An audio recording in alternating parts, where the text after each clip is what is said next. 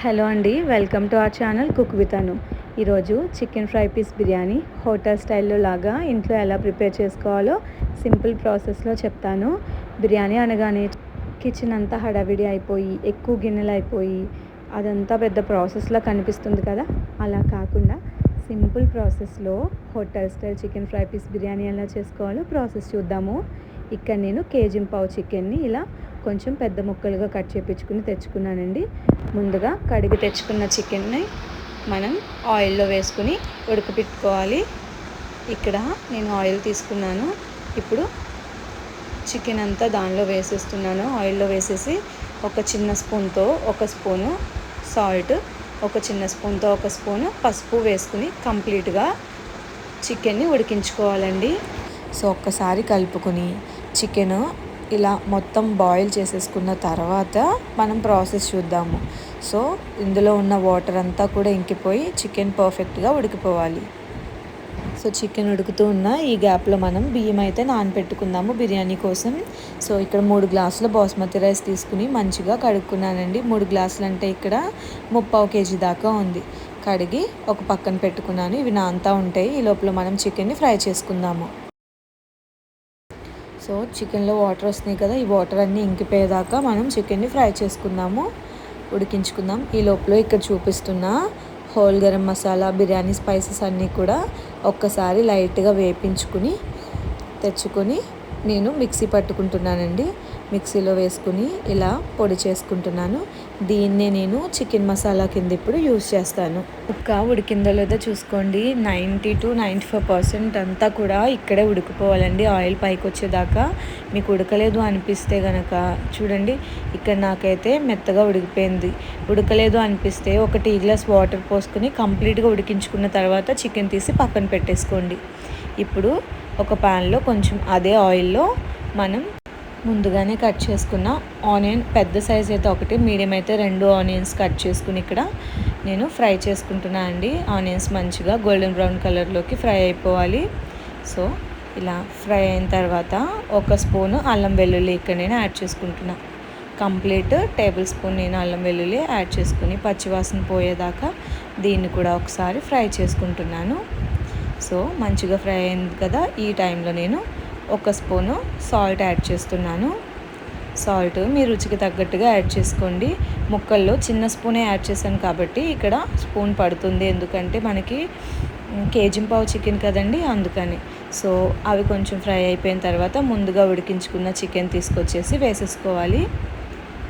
ఇప్పుడు దీనిలో మనం ఇక్కడ నేను 2 టేబుల్ స్పూన్ల కారం వాడాను. కారం పర్ఫెక్ట్గా సరిపోయింది.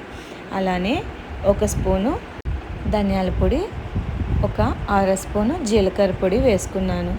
సో ఒక్కసారి మంచిగా కలిపేసుకుందాము.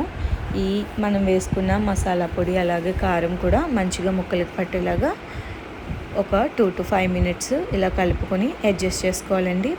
సో ఇప్పుడు ఇందాక మనం మిక్సీ పట్టుకున్నాం కదా, ఆ పొడి నేను ఇక్కడ ఒక ఫుల్ స్పూన్ వేస్తున్నానండి. పెద్ద స్పూన్తో ఒక ఫుల్ స్పూను మనం ప్రిపేర్ చేసుకున్న చికెన్ మసాలా లేదా గరం మసాలా యాడ్ చేసేసుకుంటున్నాను ఇక్కడ నేను.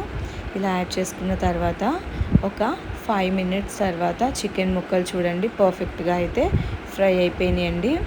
సో అంతా లో టు మీడియం ఫ్లేమ్లోనే ఫ్రై చేసుకోండి, అడుగంటకుండా మాడిపోకుండా. అంతే అండి, చికెన్ మనం ఫ్రై చేసేసుకున్నాం కదా. ఇప్పుడు దానిలోకి కొంచెం కొత్తిమీర, కొద్దిగా కరివేపాకు, ముందుగా చీరి పెట్టుకున్న 2-3 పచ్చిమిరపకాయలు, అలానే దించేసుకుంటే ముందు మనం ఒక హాఫ్ లెమన్ కూడా స్క్వీజ్ చేసేసుకోవాలి.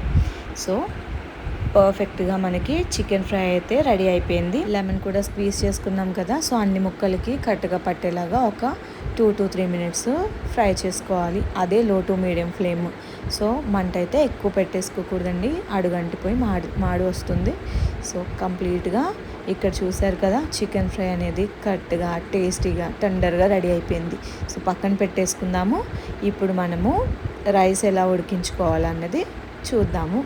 ఇక్కడ నేను 2 టేబుల్ స్పూన్ల నెయ్యి, కొద్దిగా ఆయిల్ తీసుకున్నాను. చూపిస్తున్న బిర్యానీ మసాలాలన్నీ కూడా నేను వాటిలో వేసుకుని ఒక్కసారి ఫ్రై చేసుకుంటున్నా. సో మంచిగా ఒక 2 to 3 minutes ఫ్రై చేసుకున్న తర్వాత ఇక్కడ 5-6 పచ్చిమిరపకాయలు చీలికలుగా వేసుకుని, ఒక మీడియం సైజు టొమాటో, ఒక మీడియం సైజు ఆనియన్ వేసుకుని ఫ్రై చేసుకుంటున్నాను అండి నేను. దీనిలో నేను ఎలాంటి కారము యాడ్ చేయను కాబట్టి స్పైస్ ఎక్కువ తినేవాళ్ళు ఇంకొక 2 చిల్లీస్ ఎక్స్ట్రా వేసుకోండి. సో ఇక్కడ నేను ఒక కంప్లీట్ స్పూన్ అల్లం వెల్లుల్లి వేసుకుని మళ్ళీ పచ్చివాసన పోయేదాకా వేపుకుంటున్నాను. సో ఈ మసాలాలన్నీ కూడా మంచిగా వేగిపోవాలండి. సో వేగినాయి కదా, ఇప్పుడు కొద్దిగా పుదీనా, కొద్దిగా కొత్తిమీర యాడ్ చేస్తున్నాను. వీటిని కూడా ఒక 2 మినిట్స్ ఫ్రై చేసుకుందాము. ఇది వేగిన దాన్ని బట్టే మంచి స్మెల్ కానీ టేస్ట్ కానీ ఉంటుందండి. సో మంచిగా వేపుకున్న తర్వాత చూసారు కదా దగ్గరగా మగ్గిపోయినాయి. ఈ టైంలో మనం ఒక ఫుల్ స్పూను లేదా రుచి చూసుకున్నాక ఇంకొక పావు స్పూను ఎక్స్ట్రా సాల్ట్ యాడ్ చేసుకోండి. ఇక్కడ కొలత నీళ్ళు 1కి 1.5 గ్లాస్ నేను యాడ్ చేస్తున్నా. సో 3 గ్లాసుల బియ్యం తీసుకున్నాను కాబట్టి 4.5 గ్లాసుల నీళ్ళు యాడ్ చేసుకున్నాను. అలానే మనం ఇందాక ముందుగానే నూరు పెట్టుకున్నాం కదా మసాలా, చికెన్ మసాలా, అదొక స్పూన్ యాడ్ చేశాను. సో నీరు ఇలా తెరలు కాగుతున్నప్పుడు ముందుగా మనం నానబెట్టుకున్న బాస్మతి రైస్ అయితే దీనిలో నేను యాడ్ చేసుకుని ఒక్కసారి కలుపుకుంటున్నాను. అన్నము కరెక్ట్గా ఉడికి పొడి పొడిగా రావడానికి ఒక 6 చెక్క నిమ్మరసాన్ని నేను దీనిలో పిండుతున్నానండి. అంతే. అలానే ఒక ఫుల్ స్పూను నెయ్యిని నేను యాడ్ చేసుకున్నాను. ఈ వాటర్ని టేస్ట్ చూస్తే మనకి ఉప్పు కారాలు పర్ఫెక్ట్గా సరిపోయినాయో లేదో తెలుస్తుంది. నేను వేసినవి పక్కగా సరిపోయినాయి. చికెన్ కూడా స్పైస్ ఉంటుంది కాబట్టి ఇది మీడియం స్పైస్ అయితే సరిపోతుంది. ఇప్పుడు గ్రీన్ చట్నీ ఎలా చేసుకోవాలో చూద్దాం. పెరుగు చట్నీ, కొద్దిగా పుదీనా, కొద్దిగా కొత్తిమీర, కొంచెం కరివేపాకు, ఒక హాఫ్ స్పూన్ సాల్ట్, అలానే కర్డ్ నేను ఇక్కడ యాడ్ చేసుకొని మిక్సీ పట్టేసుకుంటున్నా అండి. కర్డ్ ఈ పుదీనా కొత్తిమీర వల్ల ఫ్లేవర్ బాగుంటుంది. సో ఇక్కడ కొంచెం నాకు లూజ్ అయింది కదా, నేను మళ్ళీ దీనిలోకి కర్డ్ అయితే కలుపుకొని కొంచెం థిక్గా చేసుకున్నాను. అంతే అండి. ఒక ఉల్లిపాయని ఇలా సన్నగా కట్ చేసుకుని వేసుకుంటున్నాను. సో మనకి హోటల్లో గ్రీన్ చట్నీ ఇస్తారు కదా, అది ఇదే అండి. సో ఇది కూడా పక్కన పెట్టేసుకుందాము. ఇప్పుడు రైస్ చూస్తున్నాము. నేను ఇక్కడ 15 to 20 మినిట్స్ తర్వాత మూత ఓపెన్ చేసి చూస్తే వాటర్ అన్నీ ఇంకిపోయి రైస్ పర్ఫెక్ట్గా అయితే ఉడికిపోయింది. ఒక ఫస్ట్ 5 మినిట్స్ హై ఫ్లేమ్లో ఉంచుకున్న, నెక్స్ట్ 15 మినిట్స్ లో టు మీడియం ఫ్లేమ్లో పెట్టుకుని ఉడికించేసుకోవాలి రైస్ని.